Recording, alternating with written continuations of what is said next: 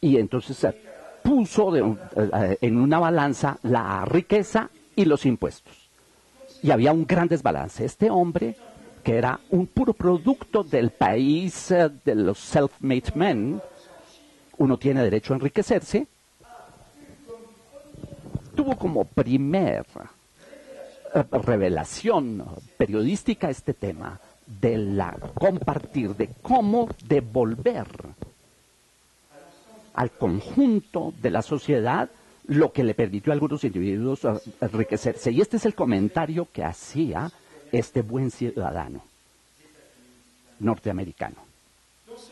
En este país, escribe Pulitzer, en el editorial que va a consagrarle cuando los ataques comienzan a llegarle, que va evidentemente a denunciarlo como un revolucionario, como un vendido, como una apátrida. En este país, el crecimiento del poder del dinero ha sido fabulosa. Y sus relaciones con el gobierno, los intereses a los que obedece este último, deben alertarnos. Nosotros queremos todos prosperidad, pero no pagando con la libertad. Hagamos pues que jamás tengamos en Washington, y podamos decirle en París o Bogotá, de no tener nunca en Washington un gobierno que se apoye en millonarios que ignoran la voluntad de otros millones de hombres y mujeres. Tomando este camino de esta anécdota franco-colombiana, de lo que financió esta finca en Nilo, Cundinamarca, la evasión fiscal, la importancia del fraude fiscal, de los paraísos fiscales, y Joseph Pulitzer, héroe del periodismo independiente, me hago la pregunta común, que es común a los periodistas y para los magistrados frente a la corrupción, el tema de la verdad. Basta ya este excepcional trabajo que hizo el grupo de memoria histórico que le entregó al presidente de la República el año pasado un trabajo. Lo primero que reivindica es el derecho a la verdad. Hay que saber revelar, desvelar para mejor afrontar y mejor tomar conciencia de lo que son las exigencias comunes. Esta exigencia que yo llamo derecho a saber, aunque la transparencia es una obligación de los poderes públicos en relación con lo que hacen o no con el interés público, pero el derecho de saber da esta dimensión activa, esta dimensión de implicación y de participación ciudadana. Publicar, encontrar, revelar esas verdades que hacen que los prejuicios van a verse perturbados, que el conformismo vaya a ser sacudido, que la ceguera respecto a las cegueras respecto a ciertos problemas pueda desaparecer.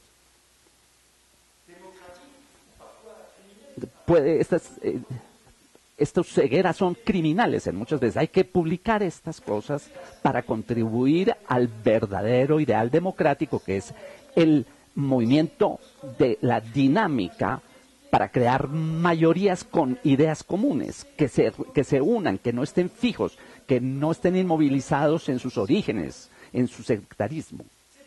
Eso es de lo que constituye el ideal democrático de la verdad. Y lo repito, debe unir en la ética profesional a los periodistas y a los magistrados. ¿Cuál es la verdad que nosotros tenemos que afrontar aquí?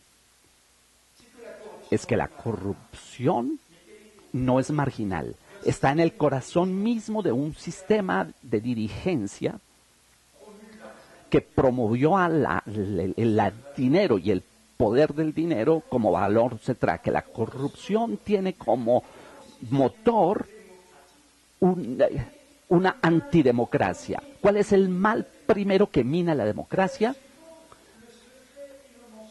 Es esto que presupone secreto para poder mentir. ¿Cuál es en efecto en su proceso parecido al de toda organización criminal? Y es la corrupción la que hace los otros males, la violencia, las desigualdades, la injusticia, la indiferencia democrática. Hay alguien que ha sido defensor de todo esto, poniendo en peligro su vida, como lo hacen muchos periodistas acá, es un procurador, el último de los grandes procuradores antimafia. Es hoy el procurador general en Palermo, en Sicilia. Se llama Roberto Pesquinato y lo invitamos a una reunión pública con magistrados, con policías, intelectuales, sociólogos. Nosotros lanzamos en París un llamado contra la corrupción sobre el tema. Basta, basta ya. Y en un libro formidable, que no sé si estará traducido al español, de Scarpinato, del llorado Falcone, uno de los magistrados asesinados por la mafia, en este libro, que se llama El retorno del príncipe, Scarpinato insiste en el hecho de que todo poder antidemocrático tiene como motor el secreto y la mentira. Hombre de cultura recuerda esa confidencia de Mazarino, que era símbolo del poder absoluto que tuvo Luis XIV. Rey, el trono se conquista con cañones y espada, pero se conserva con el dogma y la superstición. Comenta Scarpino, practicando el arte de la mentira y el secreto. Y miren su comentario. Si los secretos del poder son instrumentos de la corrupción y el veneno de la democracia, entonces los principales dispositivos para salvar esta democracia del veneno es una magistratura sana y democrática. Están entonces en la cita obligatoria, están citados para cumplir su deber frente a los ciudadanos, para que respeten el derecho a saber. Scarpinato habla inclusive de un patrimonio de civilización. Se trata de transmitir a nuestros ciudadanos para defender los ciudadanos contra la especulación, contra la mafia y contra el poder oligárquico que se disfraza de democracia. Cito estos pasajes de Scarpinato porque hay una anécdota que muestra cómo nosotros estamos ante la eternidad de las exigencias democráticas. Uno de las investigaciones que fue más espectacular, no la más difícil, pero la que se hizo conocer a Mediapart. En esta investigación, que tenía que ver con una de las familias más ricas de Europa, el primer grupo de cosméticos mundial, L'Oréal, y su accionista principal, que se llama Liliane Bettencourt, no se escribe como Ingrid Betancourt, nada tiene que ver con los Betancourt de Ingrid. En este momento, en esta investigación que se apoyaba sobre las revelaciones de un mayordomo que quiso proteger a su patrona de la élite dirigente que la ordeñaba descaradamente,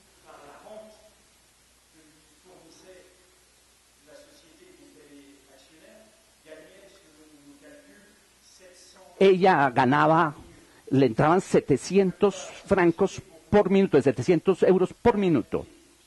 En esta investigación encontramos a su encargado de administración, de administrar los viernes, un hombre de la oligarquía, muy rico, pero muy ávido financieramente, era supremamente rica, y en estas grabaciones reclamaban a esta señora, a la señora Bettencourt, de regalarle unos cuantos millones sacados de una cuenta en Suiza para que él pudiera comprarse un yate. un yate que en un momento ella le había prometido. Hay una indecencia entonces, hay una obscenidad. Quiero concluir con esto, escuchando, subrayando la vulgaridad de de estas actitudes que uno vería en el mundo de la mafia y no de la gran aristocracia y de la gran riqueza. Scarpinato nos recuerda él que en sus investigaciones hizo la unión entre lo que llama la baja mafia, la mafia la más militante, la mafia de los asesinatos, de la que se habla en y las mafias altas, que son las que explotan esta mafia baja. Y Scarpinato fue el fiscal, dijéramos, contra una de las figuras. Él luchó contra una de las más importantes figuras de la mafia, que fue un político italiano supremamente importante, Andreotti. También, evidentemente, asociado con Berlusconi. Cita otro doméstico. Patrice de Maistre es el principal, es descendiente del más importante antirrevolucionario, desciende Maistre, el que era el administrador de los bienes de la señora Bettencourt. Este pensador conservador, ancestro de este señor, defensor de la desigualdad, de la oligarquía, de la privatización del poder, se llamaba Joseph de Maistre. Y miren lo que escribía el ancestro de este personaje y que está en la médula del problema, a pesar de que estuvo escrito a principios del siglo XIX.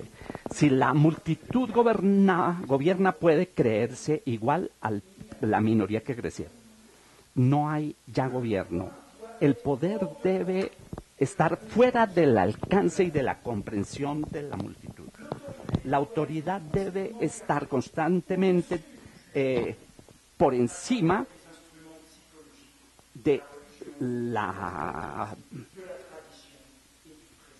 con la tradición, con el prejuicio, con la religión. Debemos alejar la multitud del funcionamiento de estos mecanismos. ¿Cómo combatir esto si no sabemos que cualquier hijo vecino puede llegar al poder? Ellos dicen que tienen que tienen derecho a ser candidatos, a votar, a decidir. Y puede inclusive llegar al gobierno. ¿Cómo impedir que cualquier hijo vecino pueda llegar a esto? Hagamos de que no tenga medios de enterarse de cómo funcionan las instituciones. Estamos aquí en la médula del problema que nos tienen reunidos hoy aquí, el de la verdad. De la verdad, que es esta idea que hay que estar atentos a lo esencial. Y es ahí donde encontramos una exigencia ética para el periodista. Para acceder a lo esencial, es necesario poner al lado el entretenimiento, la superficialidad, las noticias anecdóticas. Todo esto está hecho para desviarnos de lo esencial. Entonces, la responsabilidad ética y democrática del periodista es hacer que lo esencial sea sobre lo que se focalice. Voy a darles un ejemplo. Nosotros tenemos en Mediapart, en el centro de nuestro programa, por investigaciones, con discusiones, con entrevistas con economistas, antes del lío Cahuzac, del caso Cahuzac, un ministro que era el ministro del presupuesto, que era el que controlaba los impuestos.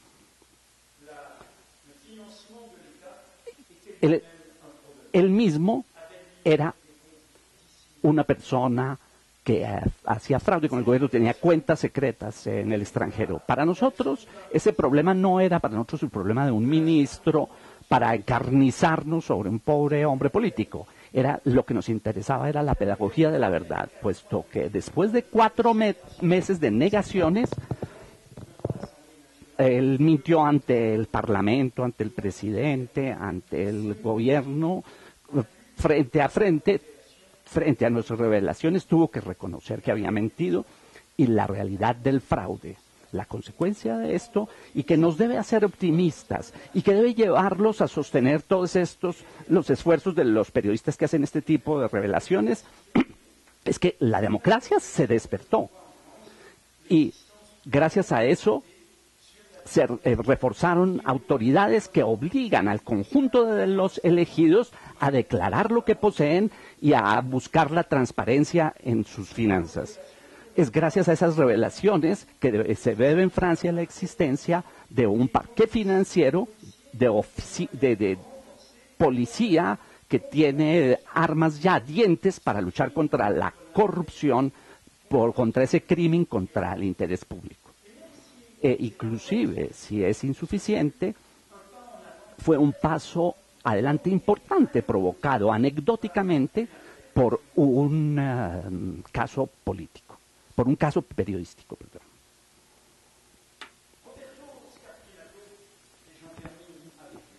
Termino con Scarpinato, siciliano, impregnado de esta cultura clásica mediterránea, de donde se salieron tantos principios que nos guían hoy, recuerda frecuentemente que la democracia es contemporánea de la tragedia. En Atenas inventaron la democracia y al mismo tiempo inventaron la tragedia. No lo que nosotros vivimos como tragedia personal, sino la idea de que había que poner en la escena, llevarla a la escena para que la democracia tenga un lenguaje superior. Era necesario ser capaz de representar en la escena nuestras tragedias, nuestros fraudes, nuestra corrupción, nuestras renuncias, y que había que ser capaz de mirarlos al frente. Y es en ese momento en que interviene la palabra que yo utilicé para identificar esta conferencia, la obscenidad de la corrupción. Obsceno viene del latín obscenum, que quiere decir por fuera de la escena, lo que no está en la escena, lo que está escondido a nuestras miradas, lo que no vemos, lo que quieren escondernos. Lo que es obsceno es justamente lo que no se atreven a mostrar, lo que no nos atrevemos a mostrar. Y nuestras democracias deben, como en la tragedia griega, develar, mostrar, revelar, publicar, revelar, denunciar la obscenidad de la corrupción. No tener vergüenza a nosotros, sino hacer que ellos se avergüencen. Hacer avergonzarlos con el espectáculo de la corrupción. Con el espectáculo de su obscenidad, puesto que este mundo oligárquico que acepta esas renuncias, esos arreglos, esos tratos por debajo de la mesa, lo que les permite sobrevivir es que esa corrupción no se ve, que no nos damos cuenta cómo violan las leyes. La ofensa a la verdad está en el origen de la catástrofe. Esta frase es la de Tiresias, un adivino de la tragedia de Sófocles, una de las 3 piezas de la famosa trilogía, de la trilogía tebana de Sófocles. Es lo que el oráculo, a través de Tiresias, le dice al tirano de Tebas, que lo interroga sobre el mal misterioso que está corroyendo la ciudad. Y Tiresias, que es el adivino, ve lo que el vidente Edipo, seguro de su poder y de su poder, no ve. Ese tipo que es ciego, él va a sacarse los ojos cuando sabrá la verdad, y él mismo se convertirá en un oráculo. La ofensa a la verdad está en el origen de la verdad. Y él dice, pero el mal que tú buscas no está por fuera. El asesino que tú buscas eres tú. Manera de decir que el mal que nosotros combatimos acá no es exterior a nosotros. No hay, no están los corruptos por allá, que de pronto salen a flote debido a una investigación. Existe nuestra indiferencia, nuestra pasividad. Es una manera de decir, queridos amigos, que frente a la corrupción, nosotros somos asesinos si continuamos mirando lo inesencial, lo anecdótico, el entretenimiento, para no ver la verdad. Es decir, somos cómplices de una mafiosización que se extiende sobre todas las latitudes, amparada por nuestra indiferencia y nuestra pasividad. Muchas gracias.